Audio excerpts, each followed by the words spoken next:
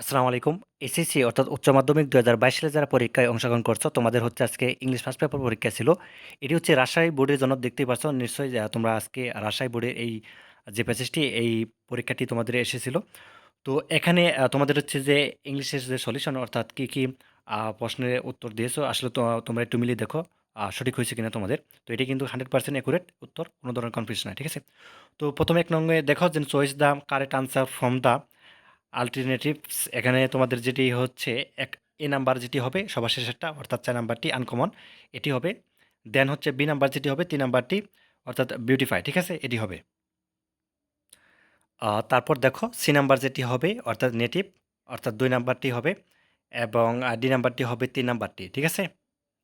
প্রবাবিলি এটি হবে এবং এই নাম্বারটি হবে সবার শেষেরটি অর্থাৎ ৪ নাম্বারটি হবে এবং এফ নাম্বার যেটি হবে সেটি হচ্ছে যে প্রথমটাই হবে, ঠিক আছে?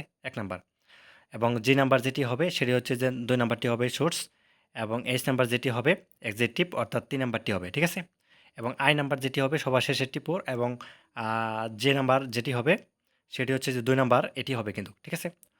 তো আশা করি তোমরা বুঝতে পারছো।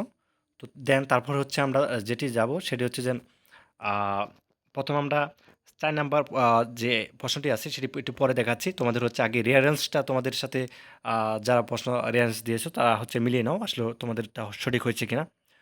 তো যেহেতু রিয়ারেন্সে ৮ মার্ক তোমাদের হচ্ছে এখানে ৮ টি দিলেই হচ্ছে ৮ মার্ক। তো একটু মিলিয়ে দেখো।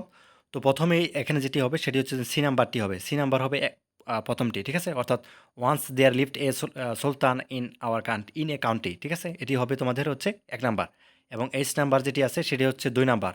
So he asked for the wish অর্থাৎ কাউন্সিলরস অ্যাডভাইস, ঠিক আছে? এটি হবে তোমাদের ২ নাম্বার এবং ডি নাম্বার যেটি রয়েছে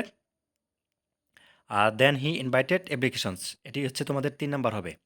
সি নাম্বার হবে ১ নাম্বার, এইচ নাম্বার হবে ২ নাম্বার এবং ডি নাম্বার যেটি আছে এটি হবে ৩ নাম্বার এবং এ নাম্বার যেটি আছে এটি হবে তোমাদের ৪ নাম্বারটি, ঠিক আছে?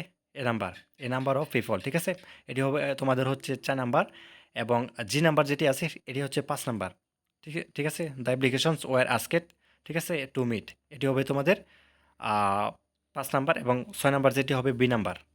দে কাম ট্রথ এটি হচ্ছে তোমাদের ৬ নাম্বার এবং এই নাম্বার যেটি হবে সেটি হচ্ছে যে তোমাদের হুইন দ্য ওয়াল এভরিড এটি হচ্ছে তোমাদের ৭ নাম্বার এবং ৮ নাম্বার সর্বশেষ সেটি হচ্ছে এফ নাম্বার, ঠিক আছে?